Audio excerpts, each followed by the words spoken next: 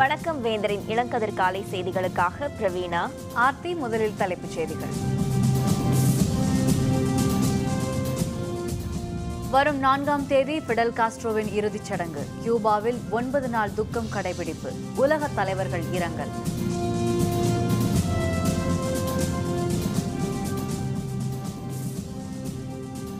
நீதிபதிகள் நியமனத்தில் தொடரும் பனிப்போர். மத்திய அமைச்சர் தலைமை நீதிபதி கருத்து வேறுபாடு.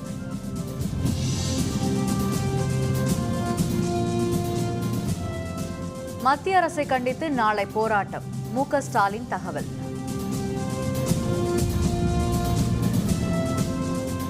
டிசம்பர் 2ஆம் தேதி மழைக்கு வாய்ப்பு. சென்னை வானிலை ஆய்வு மையம் தகவல்.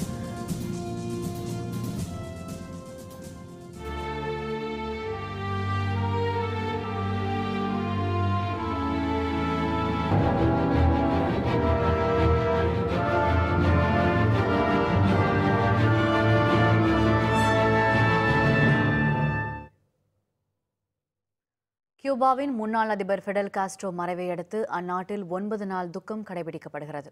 பிடல் காஸ்ட்ரோவின் இறுதிச் சடங்கு வரும் 4ஆம் தேதி நடைபெறுகிறது. அசாத்திய துணிச்சலுக்கும் அயராத உழைப்புக்கும் பெயர் பெற்ற பிடல் காஸ்ட்ரோ கியூபாவில் நடைபெற்ற சர்வாதிகார ஆட்சியை புரட்சி மூலம் வீழ்த்தி 1959ஆம் ஆண்டு ஆட்சியை பிடித்து கியூபாவின் அதிபரானார். தொடக்கத்தில் காஸ்ட்ரோவுக்கு ஆதரவளித்த அமெரிக்கா அவர் கியூபாவை கம்யூனிச நாடாக்கியதால் அதிருப்தியடைந்து ஆட்சி கவிழ்ப்பு முயற்சி உள்பட பல்வேறு தொல்லைகளை அவருக்கு கொடுத்து வந்தது. தனது வாழ்நாளில் 10 அமெரிக்க அதிபர்களின் எதிர்ப்பை சந்தித்த காஸ்ட்ரோ நிலைக்குலையா உறுதியுடன் கியூபாவை வளமிக்க நாடாக உருவாக்க போராடினார். அரை நூற்றாண்டு காலம் ஆட்சி பொறுப்பில் இருந்த பிடல் காஸ்ட்ரோ அவருடைய வாழ்நாளில் தனக்கு எதிரான 638 கொலை முயற்சிகளை சந்தித்து அவற்றை கடந்து வந்தவர். கியூபாவில் அனைவருக்கும் தரமான இலவச மருத்துவ சேவை, இலவச கல்வி என வளமிக்க நாடாக உருமாற்றி காட்டினார்.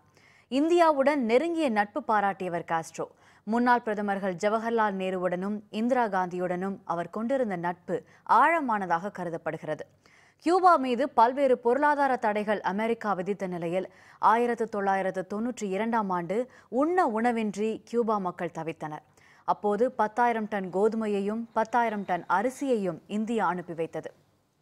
அதனை தனது கடைசி காலம் வரை காஸ்ட்ரோ மறக்கவில்லை. இந்திய ஆதரவு நிலைப்பாட்டில் உறுதியாக இருந்த காஸ்ட்ரோ உடல்நலக்குறைவு காரணமாக கடந்த 2008ஆம் ஆண்டு பதவியிலிருந்து விலகினார். நேற்று முன்னால் மறைந்த பிடல் காஸ்ட்ரோவின் நினைவை ஒட்டி கியூபாவில் 9 நாள் துக்கம் கடைபிடிக்கப்படுகிறது. எரியூட்டப்பட்ட காஸ்ட்ரோவின் அஸ்தி நாடு முழுவதும் 4 நாட்கள் ஊர்வலமாக எடுத்துச் செல்லப்பட்டு வரலாற்று சிறப்புமிக்க சாண்டியாகோ நகரில் டிசம்பர் 4ஆம் நாள் அடக்கம் செய்யப்படும் என கியூபா அரசு வெளியிட்டுள்ள செய்திக்குறிப்பில் தெரிவிக்கப்பட்டுள்ளது.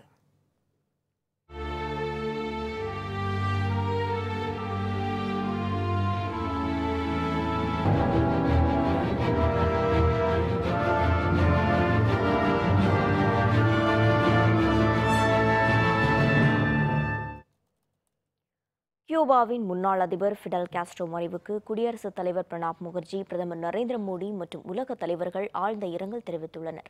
குடியரசுத் தலைவர் பிரணாப் முகர்ஜி தனது இரங்கல் செய்தியில் இந்தியாவின் நண்பராக விளங்கிய காஸ்ட்ரோ கியூபா புரட்சிக்கு வித்திட்டவர் என புகழாரம் சூட்டினார். இந்தியா தனது முக்கியமான நண்பரை இழந்துவிட்டதாக பிரதமர் மோடி இரங்கல் செய்தியில் குறிப்பிட்டுள்ளார். இதேபோல் அமெரிக்கா, ரஷ்யா, சீனா, பிரான்ஸ், தென்னாப்பிரிக்கா ஆகிய நாடுகளைச் சேர்ந்த தலைவர்களும் இரங்கல் தெரிவித்துள்ளனர். அமெரிக்க அதிபர் ஒபாமா வெளியிட்டுள்ள இரங்கல் செய்தியில் காஸ்ட்ரோ கியூபா மக்களின் வாழ்க்கையை மாற்றியமைத்தவர் என்றும் அந்நாட்டு மக்கள் மட்டுமின்றி பன்னாட்டு அளவிலும் அவர் ஏற்படுத்திய தாக்கம் வரலாற்று பக்கங்களில் என்றைக்கும் நிலைத்திருக்கும் என்றும் குறிப்பிட்டுள்ளார். காஸ்ட்ரோவின் மறைவையொட்டி ரஷ்ய தலைநகர் மாஸ்கோவில் உள்ள கியூபா தூதரகம் முன்பு அந்நாட்டு மக்கள் பூங்கொத்துகளை வைத்து அஞ்சலி செலுத்தினர். இதனிடையே ரஷ்ய அதிபர் விளாடிமிர் புதின் வெளியிட்டுள்ள இரங்கல் செய்தியில் உலக வரலாற்றில் புதியதொரு சகாப்தத்தின் அடையாளமாக திகழ்ந்தவர் மறைந்த பிடல் காஸ்ட்ரோ என்று புகழாரம் சூட்டியுள்ளார். மேலும் ரஷ்யாவின் உண்மையான நண்பராகவும் விளங்கிய அவர் ஜனநாயகம், தனிமனித உரிமை ஆகியவற்றில் பிற நாடுகளுக்கு முன்னுதாரணமாக விளங்கியவர் என்றும் புதின் தெரிவித்துள்ளார்.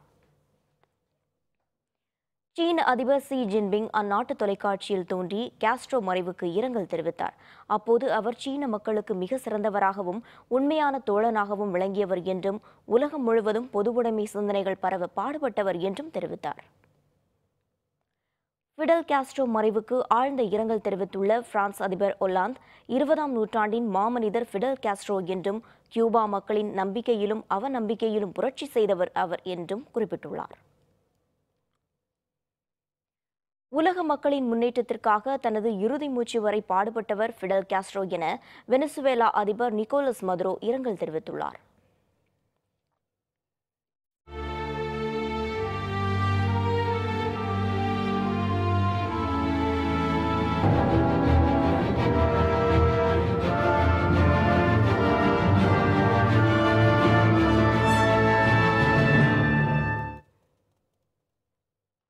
புதுதில்லி விழாவில் தலைமை நீதிபதியின் கருத்துக்கு மேடையிலேயே மறுப்பு தெரிவித்து மத்திய அமைச்சர் பேசியதை அடுத்து நீதிபதிகள் நியமனம் விவகாரத்தில் மத்திய அரசுக்கும் உச்சநீதிமன்றத்திற்கும் இடையே நிலவி வரும் பனிப்போர் மீண்டும் வெளிப்பட்டது. புதிய நீதிபதிகளை நியமிப்பது தொடர்பாக ஏற்கனவே வழக்கத்தில் உள்ள கொலீஜியம் முறையே பின்பற்றப்பட வேண்டும் என்ற உச்சநீதிமன்றத்தின் நிலைக்கு மத்திய அரசு இதுவரை ஒப்புதல் வழங்கவில்லை. இதனால் நீதிபதிகள் நியமனம் விவகாரத்தில் மத்திய அரசுக்கும் உச்சநீதிமன்றத்திற்கும் இடையே கருத்து வேறுபாடு நிலவி வருகிறது. அண்மையில் புதுதில்லியில் பிரதமர் நரேந்திர மோடி முன்னிலையில் நடைபெற்ற விழாவில் பேசிய உச்சநீதிமன்ற தலைமை நீதிபதி TS தாக்கூர் நீதிமன்றங்களில் உள்ள நீதிபதிகளின் காலி பணியிடங்கள் குறித்து பேசும்போது கண் கலங்கினார். இதனைத் தொடர்ந்து புதுதில்லியில் நேற்று நடைபெற்ற அரசியல் சாசன நாள் விழாவிலும் இந்த விவகாரம் மீண்டும் எழுந்தது. இந்த விழாவில் பேசிய உச்சநீதிமன்ற தலைமை நீதிபதி TS தாக்கூர் உயர்நீதிமன்றங்களில் 500 நீதிபதி பணியிடங்கள் காலியாக இருப்பதாகவும் புதிய நீதிபதிகள் நியமனம் தொடர்பான முன்மொழிவுகள் நிலுவையில் உள்ளதாகவும் தெரிவித்தார். பின்னர் பேசிய மத்திய சட்டத்துறை அமைச்சர் ரவிசங்கர் பிரசாத் நிகழ்வாண்டில் 120 நீதிபதிகள் நியமிக்கப்பட்டுள்ளதாகவும் புதிய நீதிபதிகள் நியமனம் தொடர்பாக முடிவெடுக்க வேண்டியது உச்சநீதிமன்றம்தான் என்றும் தெரிவித்தார். இருவரின் பேச்சால் நீதிபதிகளை நியமிக்கும் விவகாரத்தில் மத்திய அரசுக்கும் உச்சநீதிமன்றத்திற்கும் இடையே நிலவி வரும் பனிப்போர் மீண்டும் வெளிப்பட்டுள்ளது. மதிப்பிழந்த பணத்தாள் பிரச்சினையில் மத்திய அரசை கண்டித்து திமுக மாவட்ட செயலாளர்கள் தலைமையில் நாளை ஆர்ப்பாட்டம் நடைபெறும் என மு.க. ஸ்டாலின் தெரிவித்துள்ளார். சென்னை விமான நிலையத்தில் செய்தியாளர்களுடன் பேசிய சட்டப்பேரவை எதிர்க்கட்சித் தலைவர் மு.க. ஸ்டாலின் ஃபிடல் காஸ்ட்ரோ மறைவுக்கு இரங்கல் தெரிவித்தார். சட்டப்பேரவை குழுக்கள் அமைப்பது குறித்து தமிழக அரசுதான் முடிவு செய்ய வேண்டும் எனவும் அப்போது அவர் தெரிவித்தார். ஆர்ப்பாட்டம் நடத்தணும்னு சொல்லி ஏற்கனவே 2 நாட்களுக்கு முன்பு தலைவர் கலைஞர் அவர்கள் தெளிவாக விளக்கமாக அறிக்கை கொடுத்துருக்கிறாரு. மாவட்ட தலைநகரங்களில் அந்தந்த மாவட்ட செயலாளர்கள் தலைமையில் அந்த ஆர்ப்பாட்டம் மத்திய அரசு அலுவலகத்துக்கு முன்னால் நடைபெறும். புதுச்சேரி மாநிலத்திற்கு மத்திய அரசு நிகழ்வாண்டு செலவினங்களுக்காக 500 கோடி ரூபாய் ஒதுக்கீடு செய்யும் என நம்புவதாக முதல்வர் நாராயணசாமி அறிவித்துள்ளார். புதுச்சேரியில் உள்ள மாநில காங்கிரஸ் அலுவலகத்தில் அக்கட்சி நிர்வாகிகளின் ஆலோசனைக் கூட்டம் நடைபெற்றது. இதில் முதல்வர் நாராயணசாமி, காங்கிரஸ் தலைவர் நமச்சிவாயம், அமைச்சர்கள் கந்தசாமி, ஷாஜஹான் மற்றும் நிர்வாகிகள் பலர் கலந்து கொண்டனர். பின்னர் செய்தியாளர்களுடன் பேசிய நாராயணசாமி, புதுச்சேரி மாநிலத்தின் நிகழாண்டு திட்டமில்லா செலவினங்களுக்காக மத்திய அரசு 500 கோடி ரூபாய் ஒதுக்கீடு செய்யும் என நம்பிக்கை உள்ளதாக தெரிவித்தார். மேலும் மதிப்பிழந்த பணத்தாள் விவகாரம் தொடர்பாக வரும் 28ஆம் தேதி அனைத்து தொகுதிகளிலும் மத்திய அரசை கண்டித்து காங்கிரஸ் சார்பில் ஆர்ப்பாட்டம் நடைபெறும் என்றும் முதல்வர் நாராயணசாமி தெரிவித்தார். புதுச்சேரி மாநிலத்திற்கு தொடர்ந்து 5 ஆண்டுகளாக திட்டமில்லா செலவினங்களுக்காக மத்திய அரசாங்கம் 513 கோடி ரூபாய் தான் ஒவ்வொரு வருடமும் கொடுக்கிறது. ஆனால் எங்களுக்கு 1500 கோடி ரூபாய் ஒவ்வொரு வருடமும் கொடுக்கப்பட வேண்டும். அடுத்த ஆண்டு 1000 1500 கோடி ரூபாய் அதிகமாக வாங்குவதற்கான நடவடிக்கை எடுப்போம். தமிழகத்தில் வரும் டிசம்பர் மாதம் 2ஆம் தேதி மழை பெய்ய வாய்ப்புள்ளதாக சென்னை வானிலை ஆய்வு மையம் தெரிவித்துள்ளது. தமிழகம் மற்றும் புதுச்சேரியில் வடகிழக்கு பருவமழை தொடங்கிவிட்டதாக கடந்த மாதம் 30ஆம் தேதி சென்னை வானிலை மையம் அறிவித்தது. எனினும் தமிழகத்தின் ஒரு சில பகுதிகளில் மட்டும் மிகவும் குறைவான அளவுக்கு இதுவரை மழை பெய்துள்ளது. சென்னையில் மழைக்கு பதிலாக டிசம்பரில் தொடங்கும் பனிப்பொழிவு இந்த மாத மத்தியிலேயே தொடங்கிவிட்டது. பனிப்பொழிய தொடங்கிவிட்டதால் மழை பெய்யுமா என்ற கேள்விக்குறி மக்களிடையே எழுந்துள்ளது. நிகழாண்டு வடகிழக்கு பருவமழை இதுவரை 69% அளவுக்கே பெய்துள்ளதாக சென்னை வானிலை மையம் தெரிவித்துள்ளது. சென்னைக்கு குடிநீர் வழங்கும் ஏரிகளில் நீர்மட்டம் வெகுவாக குறைந்து வரும் நிலையில் குடிநீர் பஞ்சம் ஏற்படும் நிலையும் நிலவுகிறது. தற்போது தமிழகத்தில் வறண்ட வானிலையே நிலவி வருகிறது. நேற்றைய நிலவரப்படி தமிழகத்தில் எங்கும் மழை பெய்யவில்லை. இந்நிலையில் தென்கிழக்கு வங்கக்கடலில் காற்றழுத்த தாழ்வு நிலை உருவாகும் என்று எதிர்பார்க்கப்படுவதாகவும் அவ்வாறு காற்றழுத்த நிலை உருவாகும் பட்சத்தில் தமிழகத்தின் கடலோர மாவட்டங்களில் மழை பெய்ய வாய்ப்புள்ளதாகவும் வானிலை ஆய்வு மையம் தெரிவித்துள்ளது. சென்ற ஆண்டு அதிகமாக பெய்து கொடுத்த மழை இந்த ஆண்டு பெய்யாமல் கெடுத்துவிடுமோ என அச்சத்தில் ஆழ்ந்துள்ள மக்களுக்கு இந்த தகவல் சற்று ஆறுதலை தந்துள்ளது.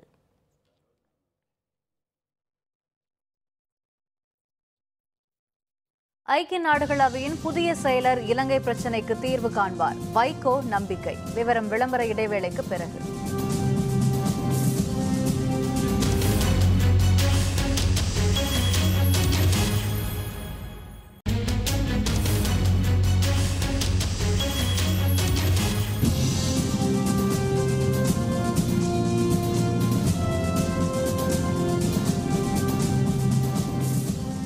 செய்திகள் தொடர்கின்றன.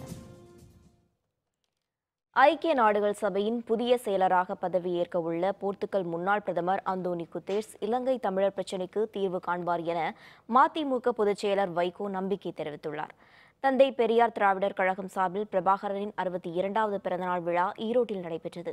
அதன் பொதுச் செயலர் கு. ராமகிருஷ்ணன் தலைமை வகித்தார். இதில் கலந்து கொண்ட மதிமுக பொதுச் செயலர் வைகோ இயக்குநர் புகழேந்தியின் புத்தகங்களை வெளியிட்டு உரையாற்றினார். அப்போது ஐக்கிய நாடுகள் சபையின் புதிய செயலராக பதவியேற்க உள்ள போர்த்துகல் முன்னாள் பிரதமர் அந்தோனி குட்டேர்ஸ் உலகம் முழுவதும் உள்ள 6 கோடி அகதிகளின் மறுவாழ்வுக்காக போராடியவர் என்று தெரிவித்தார். இலங்கையில் தமிழர்கள் மட்டுமின்றி முஸ்லிம் மக்களுக்கும் அந்நாட்டு படையினரால் அதிக துன்புறுத்தலுக்கு உள்ளாகி வருவதாக வைகோ குற்றம் சாட்டினார். ஜனவரி 1ஆம் தேதி ஐநாவின் பொதுச் செயலாளராக அன்டோனியோ குட்டேரஸ் பதவியேற்க போகிறார். நான் ஏன் நம்பிக்கை வைத்திருக்கிறேன் தெரியுமா? இவர்தான் மனித உரிமைகளுக்காக வாழ்நாளாக போராடியவர், அகதிகள் வாழ்வுக்காக போராடியவர், ஈஸ்ட் தைமூரில் பொதுவாக்கெடுப்பு நடத்துவதற்கு முழு காரணமாக இருந்தவர். நடிகர் சங்க உறுப்பினர்களுக்கு நல்லது நடக்கும் வரை ஓய மாட்டோம் என்று தென்னிந்திய நடிகர் சங்க பொதுச் செயலர் விஷால் தெரிவித்துள்ளார். சென்னையில் உள்ள நடிகர் சங்க திடலில் செய்தியாளர்களுடன் பேசிய நடிகர் விஷால் இன்று நடைபெறவுள்ள பொதுக்குழு கூட்டம் சிறப்பாக நடக்கும் என்று தெரிவித்தார். மேலும் நடக்க இருக்கும் பொதுக்குழு கூட்டத்தில் மூத்த நடிகர் நடிகைகள் விருது வழங்கி சிறப்பு செய்யப்பட உள்ளதாகவும் விஷால் தெரிவித்தார். இந்த சந்திப்பில் தென்னிந்திய நடிகர் சங்க தலைவர் நாசர், பொருளாளர் கார்த்தி ஆகியோரும் உடனிருந்தனர். நல்லது செய்யணுன்ற நோக்கத்தில் தான் நாங்கள் செஞ்சுட்டு இருக்கோம். இது ஓவர் கான்ஃபிடென்ஸோ இல்லை ஒரு ரொம்ப என்ன சொல்கிறது ஒரு ஈகோவில் நான் சொல்ல, இதுதான் நாங்கள் திரும்பவும் சொல்கிறோம். உறுப்பினர்களுக்கு நல்லது நடக்கிற வரைக்கும் நாங்கள் ஓய மாட்டோம். தான் எழுதியுள்ள புத்தகம் 7 பேர் விடுதலைக்கு பெரிதும் பயன்படும் என்று ராஜீவ்காந்தி கொலை வழக்கில் தண்டனை பெற்று சிறையில் அடைக்கப்பட்டுள்ள நளினி தெரிவித்ததாக நளினியின் வழக்கறிஞர் தெரிவித்துள்ளார். வேலூர் சிறையில் உள்ள நளினி எழுதிய ராஜீவ்காந்தி கொலை மறைக்கப்பட்ட உண்மைகளும் பிரியங்கா நளினி சந்திப்பும் என்ற நூல் கடந்த 24ஆம் தேதி வெளியிடப்பட்டது. இந்நிலையில் வேலூர் பெண்கள் சிறையில் உள்ள நளினியையும் மத்திய சிறையில் உள்ள முருகன் சாந்தன் ஆகியோரையும் அவர்களின் வழக்கறிஞர் புகழேந்தி சந்தித்து பேசினார். பின்னர் செய்தியாளர்களுடன் பேசிய புகழேந்தி நளினி எழுதிய இந்த புத்தகத்தை ஆங்கிலம் மற்றும் இந்தியில் மொழிபெயர்த்து தில்லியில் வெளியிடுவதற்கான பணிகள் மேற்கொள்ளப்பட்டு வருவதாக தெரிவித்தார். கடந்த 26 ஆண்டு காலமாக சிறையில் இருக்கும் நளினி அவர்கள் அண்மையில் ஒரு நூல் எழுதியிருந்தார். இந்த புத்தகம் அவர்களின் விடுதலைக்கு துணை நிற்கும் என்றும் நளினி விருப்பம் தெரிவித்தார். இந்த புத்தகத்தின் ஆங்கிலம் மற்றும் இந்தியில் மொழிபெயர்த்து டெல்லியில் வெளியிடுவதற்கான வேலைகள் விரைவில் தொடங்க இருக்கிறோம். மத்திய அரசின் மதிப்பிழந்த நோட்டு விவகாரத்தால் முக்கிய நெல் சந்தையான செங்குன்றத்தில் நாள்தோறும் 10 கோடி வரையில் நெல் வணிகம் பாதிக்கப்படும் சூழ்நிலை ஏற்பட்டுள்ளது. தமிழகத்தின் முக்கிய நெல் சந்தைகளில் ஒன்றாக திருவள்ளூர் மாவட்டம் செங்குன்றம் விளங்குகிறது.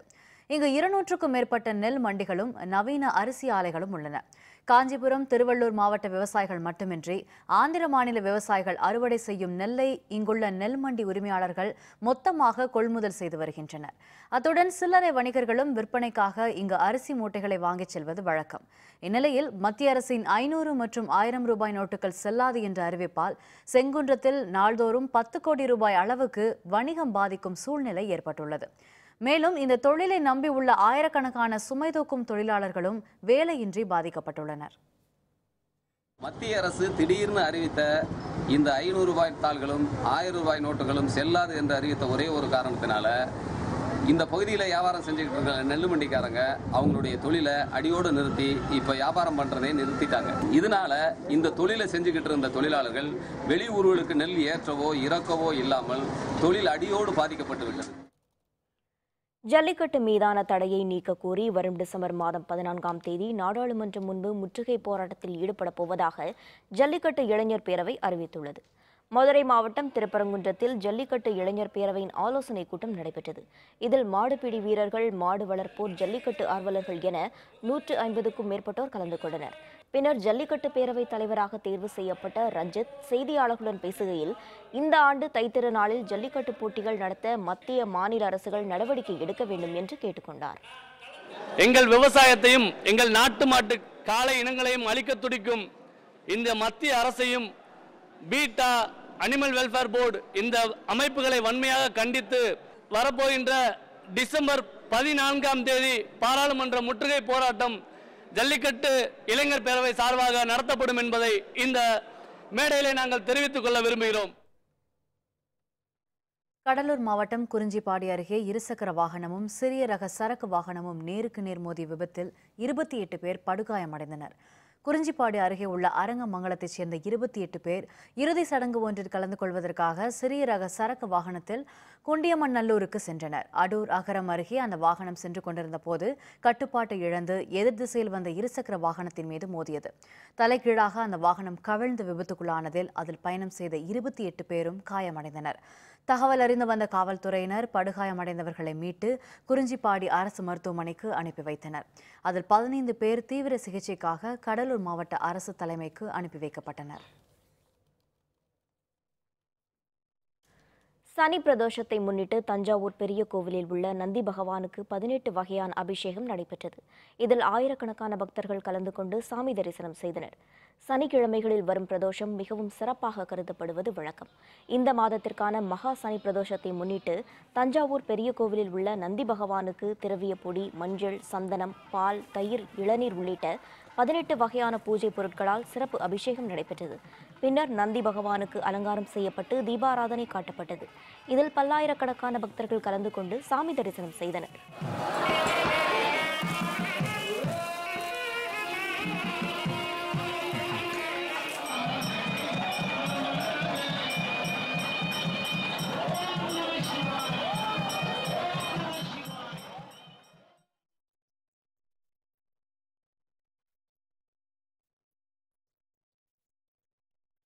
திருவண்ணாமலை அண்ணாமலையார் கோவிலில் நடைபெற்ற சனி பிரதோஷ விழாவில் 5000க்கும் மேற்பட்ட பக்தர்கள் பங்கேற்று சாமி தரிசனம் செய்தனர். கார்த்திகை மாதத்தில் வரும் சனி பிரதோஷம் புராணத்தில் மிகவும் சிறப்பானதாக கூறப்படுகிறது. நேற்று சனி பிரதோஷத்தை முன்னிட்டு திருவண்ணாமலையார் கோவிலில் உள்ள நந்தி பகவானுக்கு பால், தயிர், விபூதி, சந்தனம் ஆகிய பொருட்களை கொண்டு சிறப்பு அபிஷேகம் நடைபெற்றது. இதில் 5000க்கும் மேற்பட்ட பக்தர்கள் கலந்து கொண்டு சாமி தரிசனம் செய்தனர்.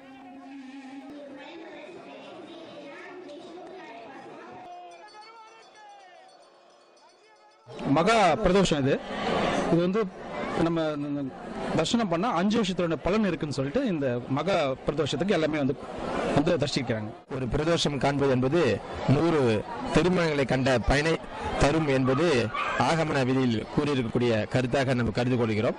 அதுபோன்று 100 பிரதோஷத்திலே பார்த்தால் ஒரு கும்பாபிஷேகத்துடைய பயனை நமக்கு கிடைக்கும் என்பது நமக்கு இருக்கக்கூடிய ஐதீகம்.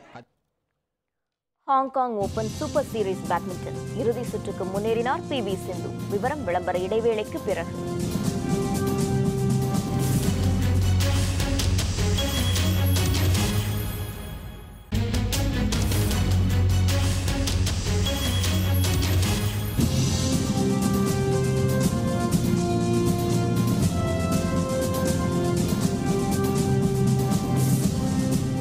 செய்திகள் தொடர்கின்றன.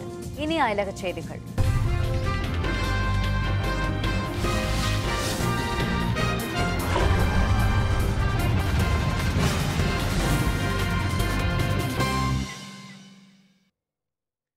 சோமாலியா நாட்டின் தலைநகர் மொகதிஷுவில் நேரிட்ட கார் வெடிகுண்டு தாக்குதலில் 10 பேர் பலியாகினர்.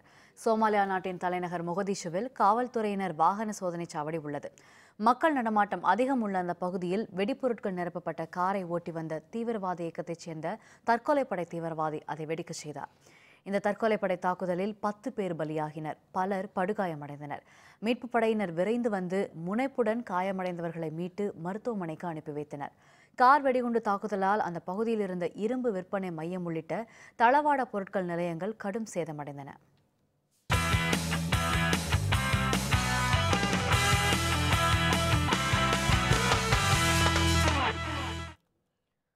ISL கால்பந்து தொடரில் சென்னை குவஹாத்தி அணிகள் மோதிய போட்டி 3-3 என்ற கோல் கணக்கில் சமனில் முடிந்தது. இதையடுத்து சென்னை அணியின் அரையிறுதி வாய்ப்பு ஏறக்குறைய முடிவுக்கு வந்தது. சென்னை ஜவஹர்லால் நேரு அரங்கத்தில் நடைபெற்ற இந்தியன் சூப்பர் லீக் கால்பந்து போட்டி 49வது லீக் ஆட்டத்தில் சென்னை அணியும் குவஹாத்தி அணியும் மோதின. விறுவிறுப்பாக நடைபெற்ற ஆட்டத்தின் 34வது நிமிடத்தில் சென்னை அணி கோல் கணக்கை தொடங்கியது.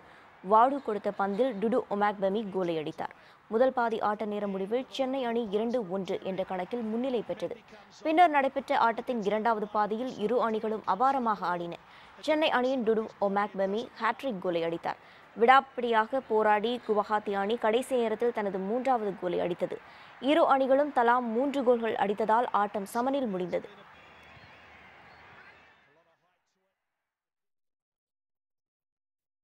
ஹாங்காங் ஓபன் பேட்மிண்டன் அரையிறுதிப் போட்டியில் வெற்றி பெற்ற இந்திய வீராங்கனை PV சிந்து ஹாங்காங்கின் சியோங் ஈயை வீழ்த்தி இறுதிப் போட்டிக்கு முன்னேறியுள்ளார்.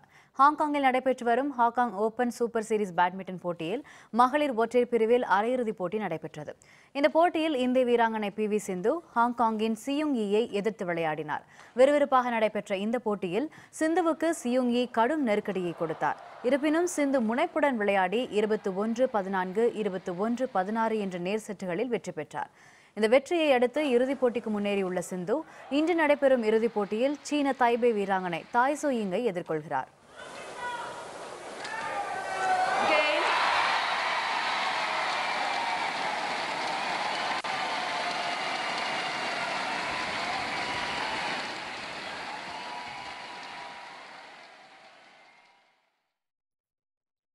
மீண்டும் தலைப்புச் செய்திகள். வரும் 4ஆம் தேதி ஃபிடல் காஸ்ட்ரோவின் இறுதி சடங்கு. கியூபாவில் 9 நாள் துக்கம் கடைபிடிப்பு. உலக தலைவர்கள் இரங்கல்.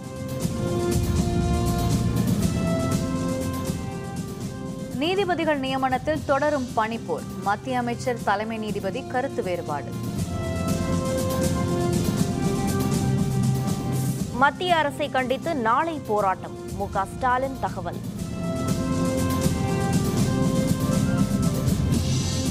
டிசம்பர் 2ஆம் தேதி மழைக்கு வாய்ப்பு. சென்னை வானிலை ஆய்வு மையம் தகவல்.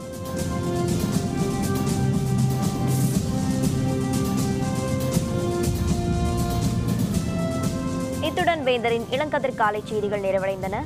மீண்டும் பகல் 11 மணிக்கு வேந்தரின் இளங்கதிர் முற்பகல் செய்திகளில் சந்திப்போம். வணக்கம்.